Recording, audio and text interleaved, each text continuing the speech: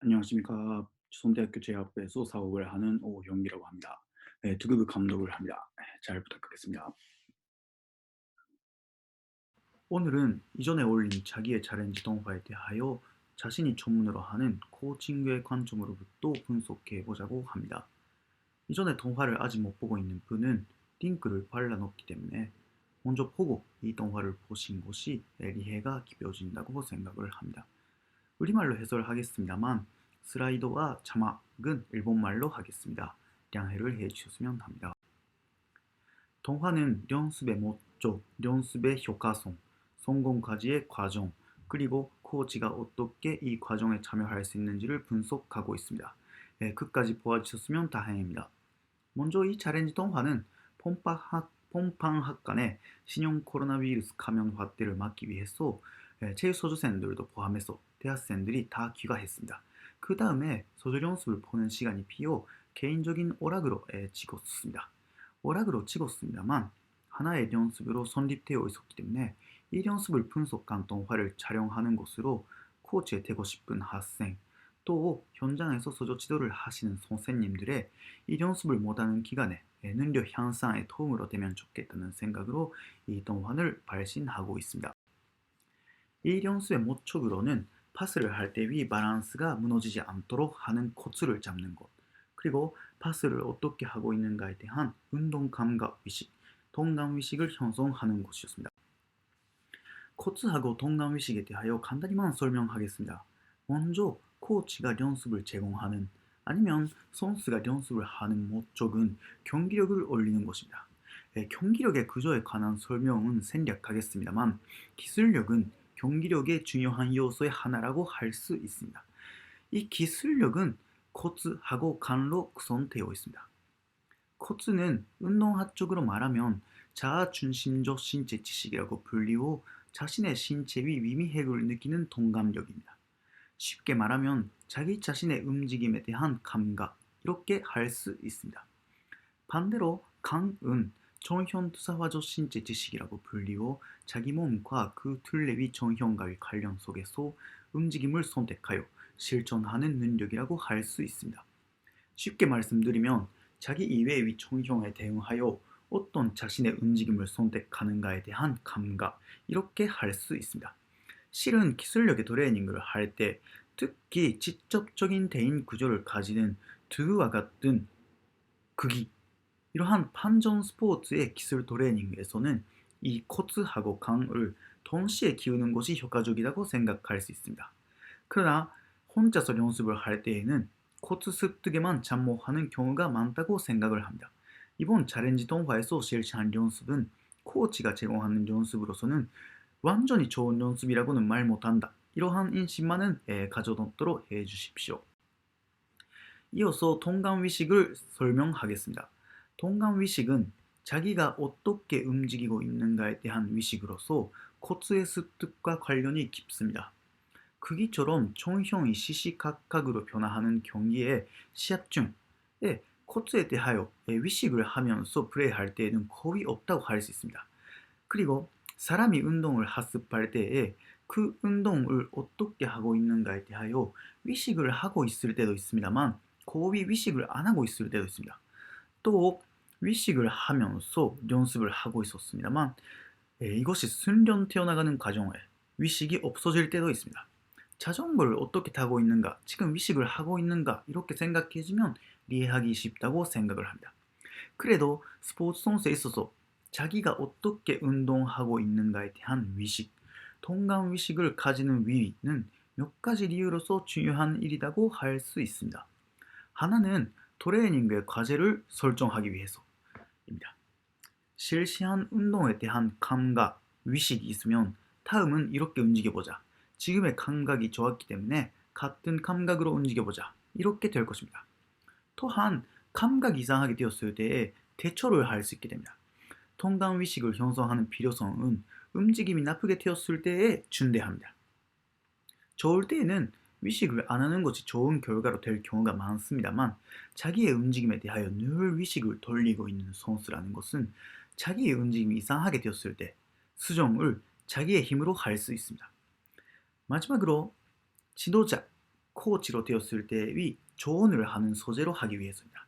제가 연습의 목적으로 동남의식을 형성하는 것을 넣은 것은 이 이유로부터입니다. 자기가 성공하였을 때의 감각을 지도자의 입장으로 조언을 위한 소재로 가지는 것이 중요합니다. 그러나 조심해야 할 것은 이 동남의식이라는 것은 매우 개별적이고 코치의 감각이 선수에게 그냥 알맞지는 않다고 이해하는 것입니다.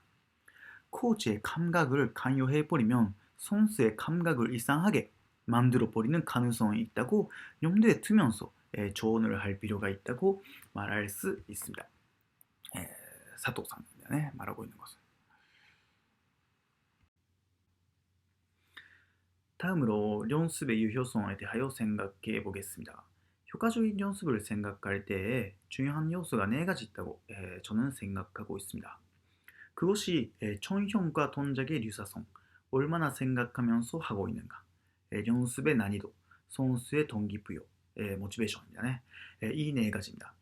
연습은 경기력을 올리기 위해 진행합니다만 그 경기력의 발휘마당은 시합이라고 생각할 수 있습니다. 그 의미에서도 시합의 총형과 동작이 연습의 총형과 동작과 닮아 있어야 한다. 이 말입니다. 이번 연습에서는 개별 연습이라는 것으로 총형은 담게 못했습니다만 동작에 관해서는 파스를 오른다리로 받고 그 다리로 파스를 한다는 동작이었습니다. 이 동작은 뒤의 시합에서도 이용하는 동작이라고 생각할 수 있습니다. 파스를 받은 다음 빨리 파스를 할 때에 이용하는 동작입니다. 자신의 챌린지에서는 파스를 받고 꼭 파스를 하지 않고 있습니다만 거기는 노타치로 하겠습니다. 다음은 얼마나 생각하고 있는가입니다.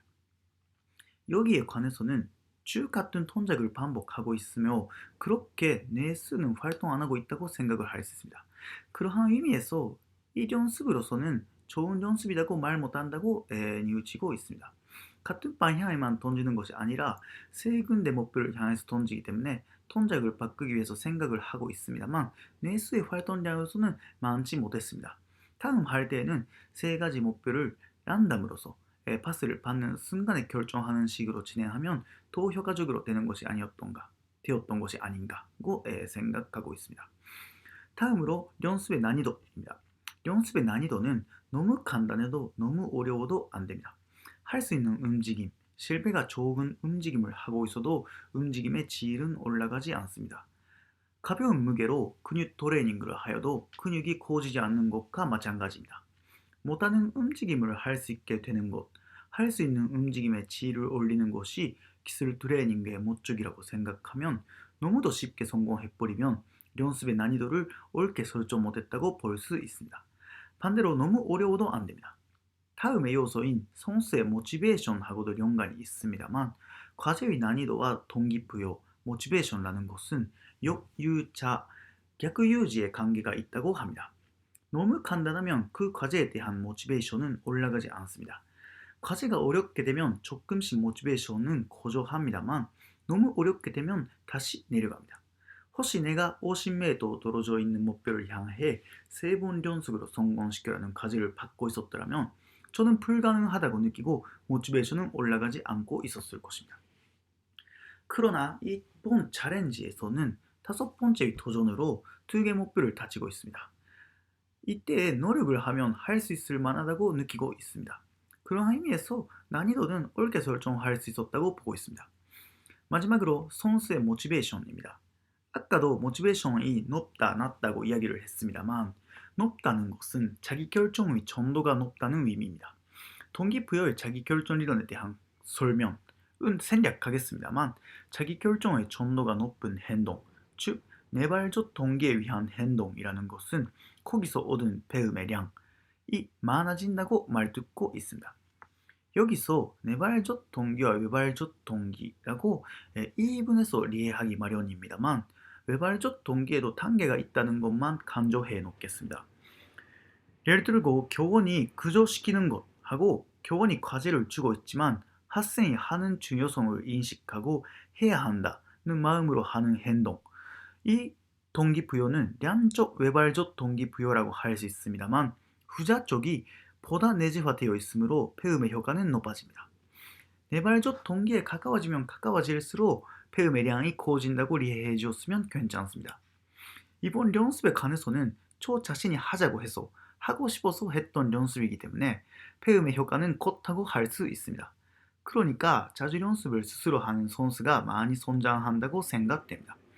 여담이지만 지도자가 하라고 해서 하는 자주 연습 아니면 지도자의 평가를 얻기 위해서 하는 자주 연습은 같은 연습을 하고 있어도 효과로서는 진짜 뜻에서 자주적으로 자기의 경기력을 올리기 위해서 연습을 한 효과에는 이기지 못한다. 이렇게 말할 수가 있습니다. 예, 그럼 본론입니다. 이번 챌린지가 어떻게 성공까지 갔던가를 단계별로 정리하였습니다. 동화를 보신 분들은 안다고 생각합니다만 101번 성공까지 실패를 하고 있습니다. 바란스 디스크에서 바란스를 잡으면서 3번 파스를 성공시킨다는 것이 생각보다 어려웠습니다. 도전 단념할 뻔도 했습니다만 주목하는 찬스는 76번째 도전입니다. 이 76번째 도전에서 리상의 모델이라는 것을 상상해서 그 후 시행착오를 하는 과정에 100번째의 코드를 잡아서 102번째에 드디어 성공을 하게 됩니다. 여기서 가장 제가 전하고 싶은 점은 이 성공까지의 과정에 코치를 비롯한 타자는 등장하지 않다는 것입니다. 누군가부터 조언을 받거나 가르쳐 받았다는 과정이 없었다는 의미입니다. 운동이 어떻게 세련되어 나가는가를 도형으로 해보았습니다. 저의 챌린지도 그러했습니다만 리상의 모델을 상상해서 그 운동을 실제 자기가 해봅니다. 그리고 실제 나타난 운동의 결과를 리상과 비교를 하여 수정을 하는 과정에 움직임이 세련되어 나갑니다. 즉, 아까도 말씀드렸습니다만 개인 속에서 운동의 배움이 그치고 있다. 이러한 말입니다.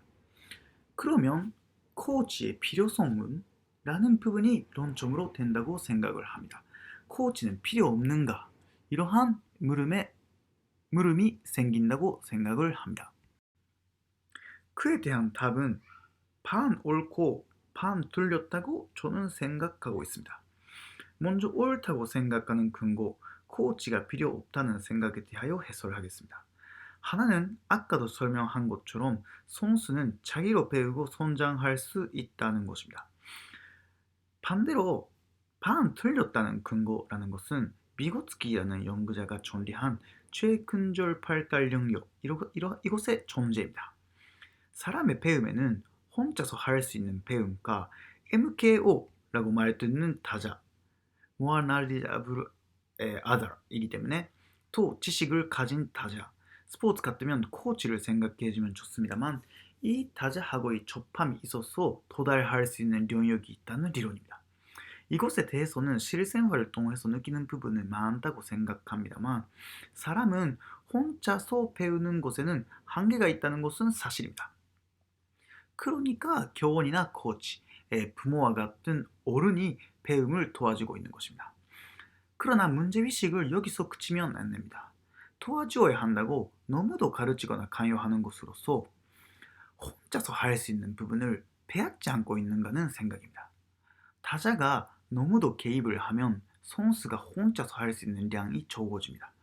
결과적으로 선수의 성장을 막아버리는 일로 되어 타자의 도움이 없으면 자기로 성장을 못하는 선수를 만들어 버릴 수가 있습니다. 코치가 어떻게 개입을 하는가가 그 선수의 인생을 좌우하는 가능성이 있다는 것을 코치는 똑똑히 인식하여야 하며 그렇기 때문에 코치나 교원은 언제나 배워야 합니다. 이것은 스포츠에만 한정된 이야기는 아니라고 강조를 해놓겠습니다. 그러면 코치는 어떻게 개입을 할 수 있는가에 대하여 해설을 하겠습니다. 자신의 챌린지 속에서 제가 리상의 모델을 상상할 수 있게 된 것은 76번째 도전을 한 때였습니다. 이 리상의 모델을 선수가 가지지 못하고 있는 경우가 많다고 생각됩니다. 그러니까 코치는 리상의 모델을 정확히 선수에게 제시해주는 것, 이것으로서 선수의 배움을 촉진시킬 수 있다고 생각됩니다.